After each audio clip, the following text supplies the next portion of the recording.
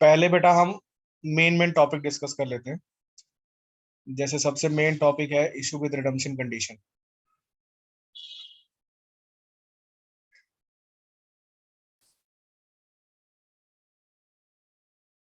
Issue with redemption condition में हमारे पास 6 conditions हैं, जैसे आपको पता है। तो आज हम एग्जांपल बाय एग्जांपल बात करेंगे। पहली कंडीशन हो गई बेटा issue at par, redemption at par.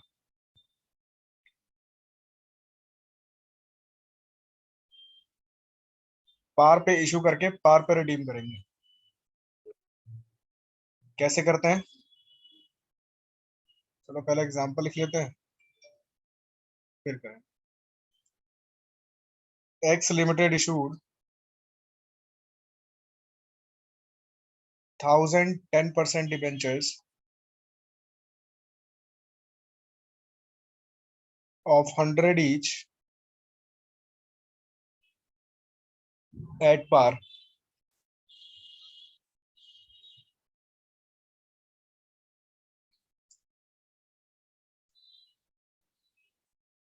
which is redeemable after 5 years at par। तो पहली एंट्री होगी बेटे बैंक अकाउंट डेबिट, और जब भी आपके पास लमसम पैसा आएगा तो डिबेंचर एप्लीकेशन अलॉटमेंट एक साथ है ना। तो debenture application and allotment.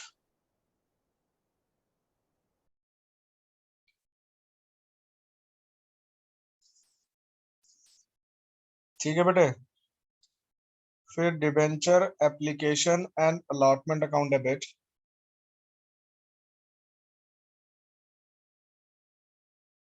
Allotment account debit to 10% debentures. एकदम सिंपल सोबर, जैसे आपका पहले था वैसे ही है। इसमें तो कुछ है ही नहीं, कोई कंडीशन नहीं लगी हुई है, कोई प्रीमियम नहीं, कोई डिस्काउंट नहीं, सिंपल सिंपल क्वेश्चन। ठीक है बेटा। अब हम दूसरा केस करेंगे मैं इसमें इशू एट प्रीमियम। चलो पहले पार के ही दोनों निपटा लेते हैं। Issue at par, redemption at premium. Number 2, issue at par, redemption at premium. Redemption at premium का मतलब ये हुआ कि हम जब वापस रीपेमेंट करेंगे तो हम एक्स्ट्रा पैसे पे करेंगे। यानी कि बेटा इशू के टाइम ही आपने अपने लिए एक लाइबिलिटी अराइज कर ली। बैंक अकाउंट डेबिट, पहली एंट्री तो सब में सेम ही होती है, बस अमाउंट का डिफरेंस आ जाता है। Debenture application and allotment account.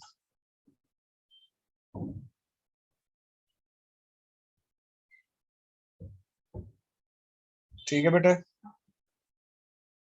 फिर debenture application and allotment account debit,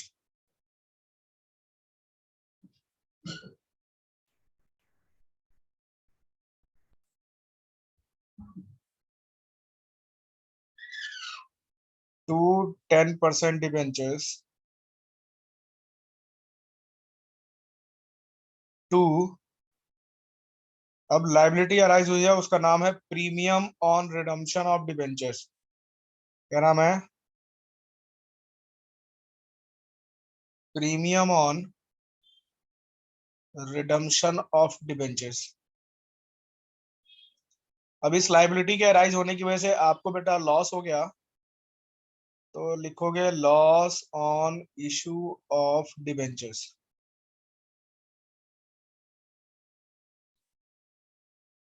account debit. ठीक है बेटे। 1000 डिबेंचर है। अच्छा, क्वेश्चन नहीं लिखा है, चलो क्वेश्चन लिख लेते हैं। पहले इस रंग बदलती दुनिया में पेन का रंग बदलेंगे। क्वेश्चन है x limited issued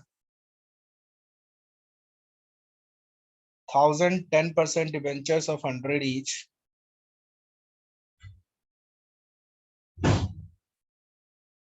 at par,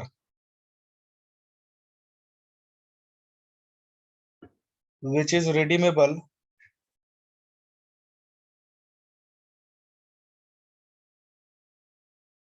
after 5 years at 10% premium। ठीक है बेटा, 5 साल के बाद 10% प्रीमियम पे रिडीम होगा। तो सबसे पहले आप डिबेंचर्स में ही पैसा डालते हैं। 1,000 डिबेंचर्स हैं, एक डिबेंचर की वैल्यू हो गई 100 रुपए, तो टोटल डिबेंचर कितने के हो गए बेटे? 1 लाख रुपए का। ठीक है बेटा, अब 10% प्रीमियम पे रिडीम कर रहे हो तो 100 रुपए का 10% कितना होता है? 10 रुपए। तो 1,000 डिबेंचर पे आपको 10 रुपए एक्स्ट्रा पे करने हैं, तो कितना रुपए पे करोगे? 10,000। और ये 10,000 की जो आपकी लाइबिलिटी अराइज हुई, इसके वजह से 10,000 का हमेशा लॉस होगा आपको। जितना आप प्रीमियम और रिडम्पशन ऑफ डिबेंचर्स में डालोगे, उतना ही पैसा loss on issue of debentures में जाएगा। ठीक है, बैलेंस करके जो अमाउंट आएगा वो है debenture application and allotment 1 lakh रुपए।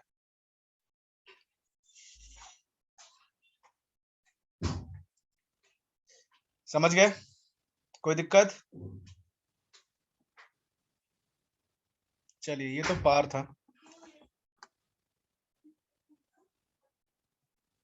अब तीसरा,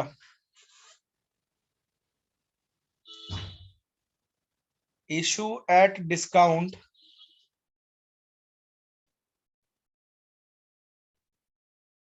रिडम्पशन एट पार। डिस्काउंट पे इशू करके पार पे रिडीम करते हैं। आपने जीरो कूपन बॉन्ड पढ़ा था? जीरो कूपन बॉन्ड ऐसे इशू होता है बेटे, कम पैसे में इशू करके और ज्यादा में रिडीम करते हैं, क्योंकि वहां पर रेट ऑफ इंटरेस्ट नहीं मिलता है।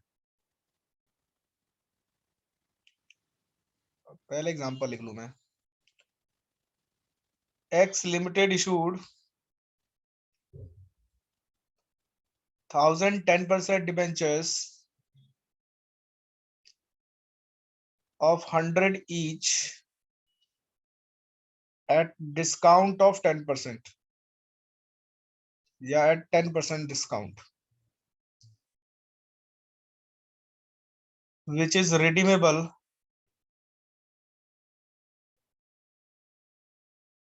after 10 years at par। तो एंट्रीज वैसे ही चलेंगी, bank account debit to debenture application and allotment, application and allotment,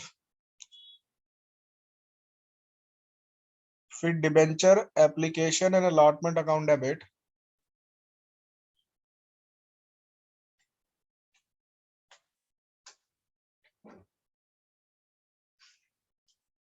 discount on issue of debentures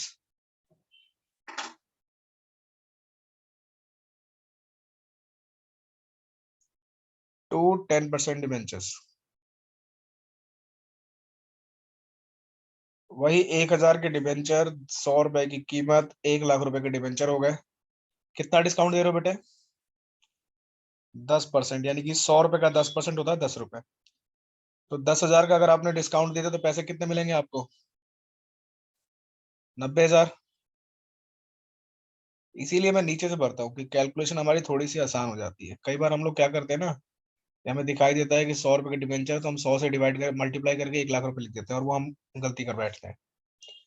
ठीक है, क्योंकि डिस्काउंट वहां पे माइनस करना होता है। केस नंबर 4, चौथा जो केस है वो है बेटा इशू एट डिस्काउंट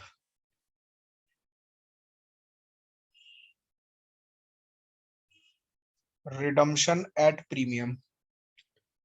मतलब 95 का इशू करके 120 में दे रहे हैं, अगर 100 रुपए फेस वैल्यू मान रहे हैं हम तो, है ना। X limited issued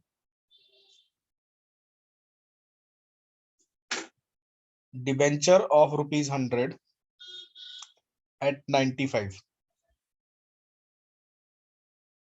which is redeemable after 8 year at 120। अच्छा, इस पे घबराने वाली कोई बात नहीं है, एक एक डिबेंचर की ही बात कर रहा है वो, कि जी 100 रुपए के डिबेंचर थे, उसको उसने इशू किया 95 पे, और बाद में रिडीम करेगा 120 रुपए का। कोई दिक्कत? ऐसा बुक में आपका क्वेश्चन है कि X limited issue at 95, redemption at 110। ठीक है बेटा।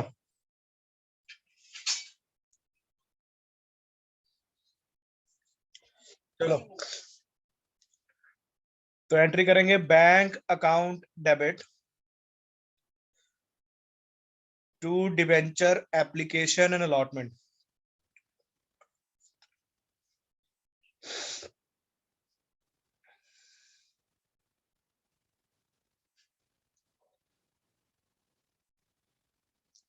फिर डिबेंचर्स एप्लीकेशन एंड अलॉटमेंट,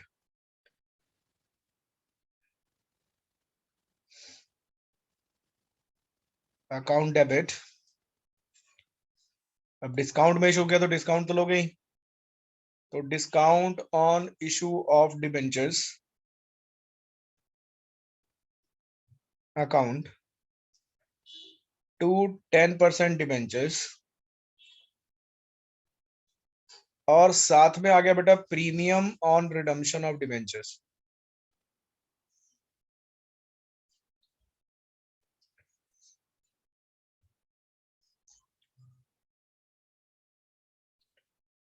अब मैंने कहा था कि प्रीमियम जहां जहां आएगा वहां वहां आपको लॉस भी होगा, तो आपको डेबिट करना पड़ेगा loss on issue of debentures. ठीक है बेटा, अकाउंट डेबिट तो लिख ही लो। सर, एक डिबेंचर की वैल्यू है 100 रुपए, इशू कर रहे हैं हम 95 पे, तो डिस्काउंट कितना दिया? 5 रुपए का। बोलो।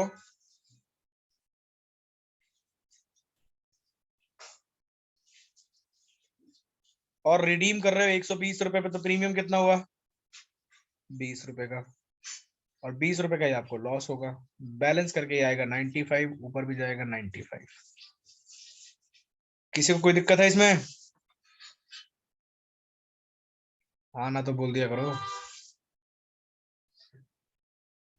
No sir. चलो, number 5, issue at premium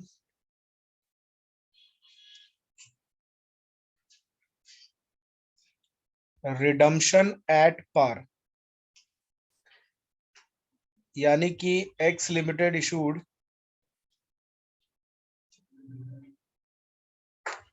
debentures of ₹100 for ₹120,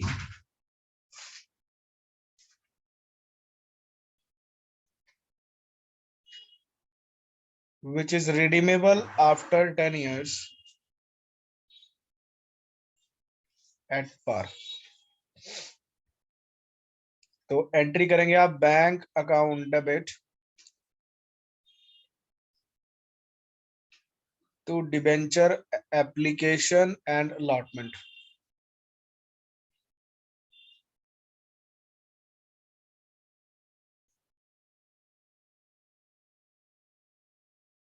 फिर debentures application and allotment account debit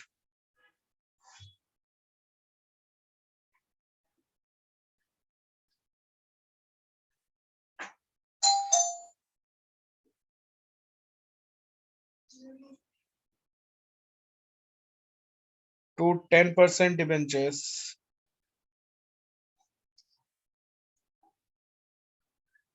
तो टू 10% डिबेंचर्स, और इस बार इशू कर रहे हो बेटा आप प्रीमियम पे, तो टू सिक्योरिटीज प्रीमियम रिजर्व।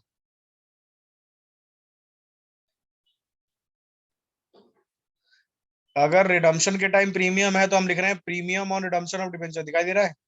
और इशू के टाइम है तो वही पुराना अपना सिक्योरिटीज प्रीमियम रिजर्व। वही चुन्नू का दोस्त मुन्नू, साथ साथ आते हैं हमेशा। बस चुन्नू अब बड़ा हो गया तो उसका नाम हो गया डिबेंचर्स, पहले शेयर हुआ करता था, है ना। चलो, तो 100 अच्छा ये कहाँ से आ गया, 100 रुपए के डिबेंचर्स हैं, इशू किए हैं आपने बेटा 120 के, तो 20 रुपए प्रीमियम हो गया। बोलो, तो टोटल पैसे मिले भी होंगे 120 रुपए, तो 120 रुपए आप डेबिट कर लीजिए। समझ आ रही क्या हो रहा है, इन दोनों को जोड़ के हमने बैलेंस करके ये निकाला और फिर यही वैल्यूज ऊपर ट्रांसफर हुई है। लास्ट केस रह गया नंबर 6।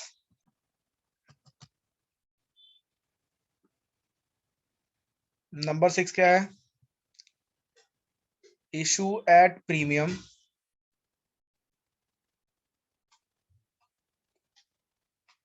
रिडम्पशन एट प्रीमियम, मतलब इशू के टाइम भी प्रीमियम है और रिडीम भी प्रीमियम पे ही होगा। ठीक है बेटा जी, तो एंट्री होगी बैंक अकाउंट डेबिट। अच्छा पहले एंट्री वो क्वेश्चन तो लिख लूं, tax limited issued 1010% debentures of ₹100 each at 10% premium,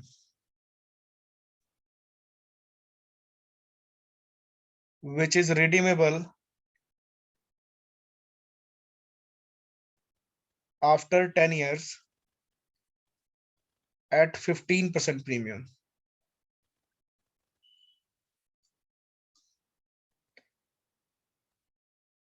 Past journal entries.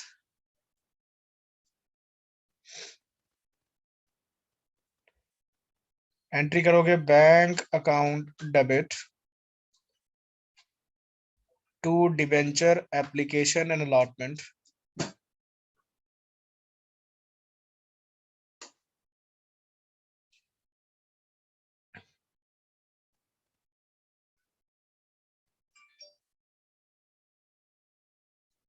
फिर debenture application and allotment account debit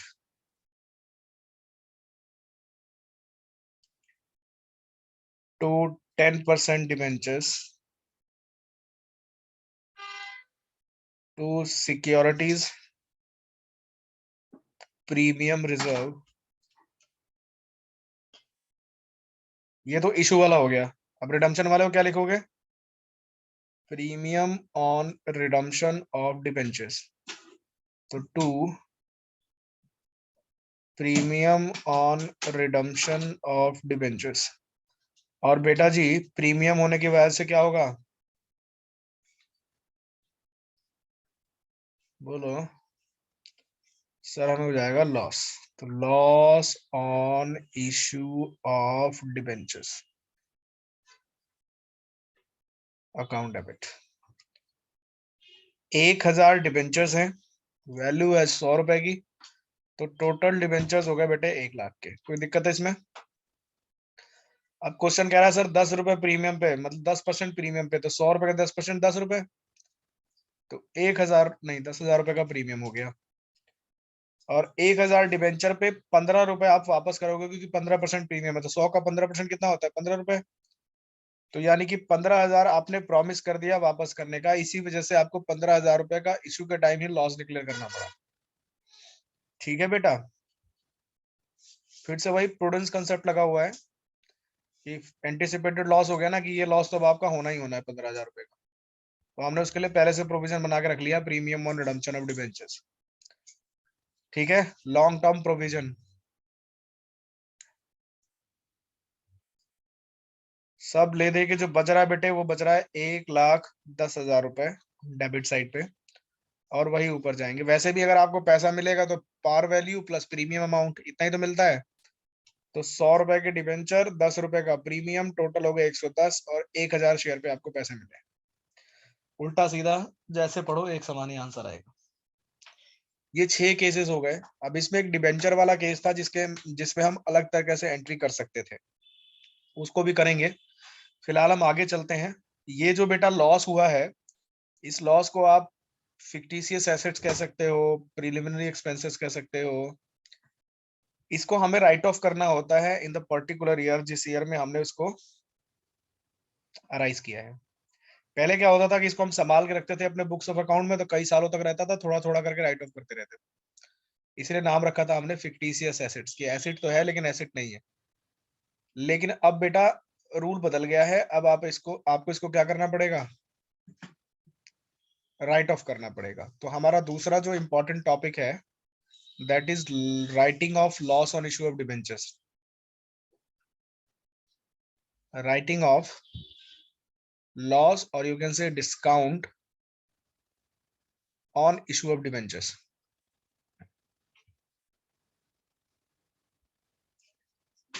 कैसे करेंगे? तो बेटा जी आपके पास आपका घर में दो लोग हैं, एक आपकी मम्मी और एक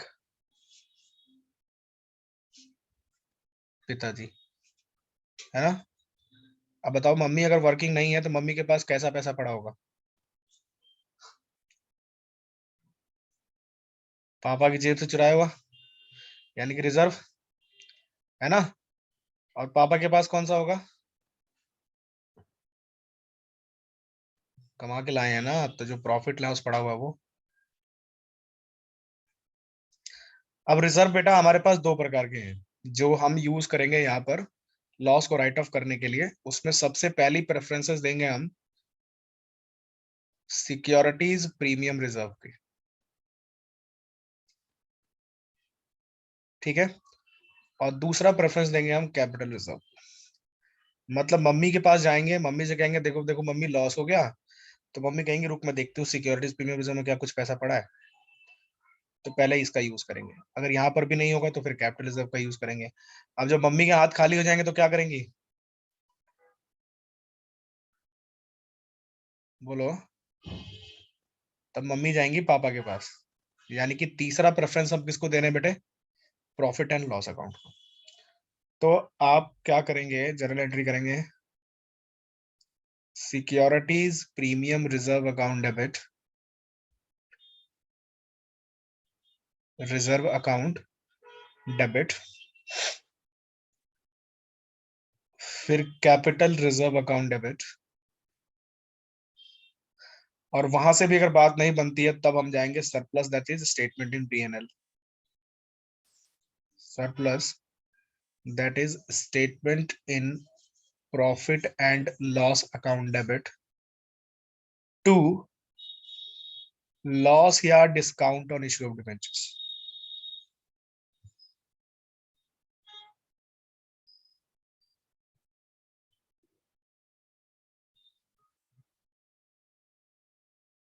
ठीक है बेटा, पहली प्रेफरेंस, दूसरी प्रेफरेंस, तीसरी प्रेफरेंस। पहले सिक्योरिटीज प्रीमियम रिजर्व, फिर कैपिटल रिजर्व, और फिर surplus in profit and loss account. बोलो बात ठीक है? चलो, अब मैंने कहा कि डिस्काउंट को की वाली एंट्री को हम एक और तरीके से कर सकते हैं, तो मैं वो वाली भी अब डिस्कस कर ही लेता हूँ। और क्वेश्चन देखो ऐसे भी पूछा जाता है, x limited issued debenture of rupees, चलो इस डिबेंचर की परसेंटेज भी लगा लेते हैं, 8% debentures of rupees 5 lakh of rupees 100 each,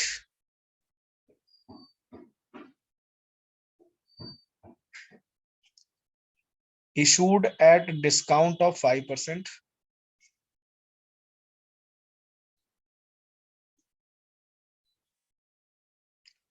which is redeemable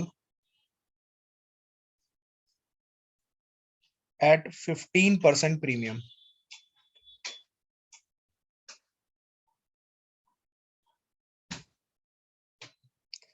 Company has 20,000 in securities premium reserve, 25,000 in capital reserve,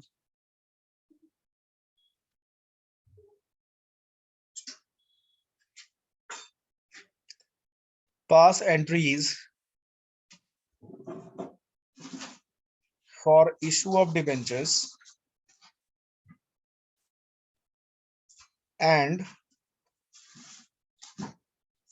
writing of loss on issue of debentures. चलो बेटे, अब पहले तो हम इशू की एंट्री करेंगे। अब 5 मार्क्स का जो कैंडिडेट है हमारा इशू ऑफ डिबेंचर्स में, उसमें कम से कम 3 बातें तो पूछेंगे ही वो। या तो ये इशू राइटिंग ऑफ करा लिया, इसके साथ अटैच करके इंटरेस्ट और पूछ सकते हैं। ठीक है, तो इंटरेस्ट अभी हमने पढ़ा नहीं है, इसलिए इसमें मैंने ऐड नहीं किया, तो पढ़ लेंगे तो इंटरेस्ट भी ऐड हो जाएगा इसमें। फिलहाल पहले हम कर रहे हैं इशू, और देखना अगर डिस्काउंट को आप दूसरे तरीके से इशू करोगे तो कैसे कर सकते हो। Bank account debit to debenture application and allotment.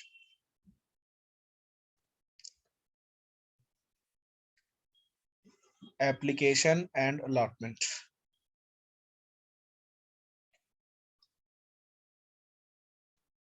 फिर debenture application and allotment account debit,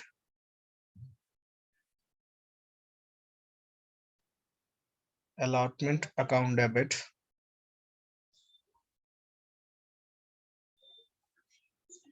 to 10% debentures,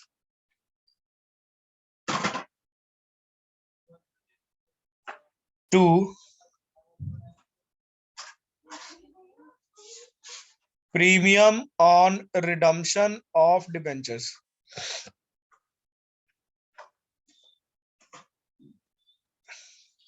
ठीक है बेटे, अब देखो आपके पास 5 लाख रुपए के डिबेंचर्स हैं, रुपए लिखे हुए हैं, और एक डिबेंचर की वैल्यू है 100 रुपए।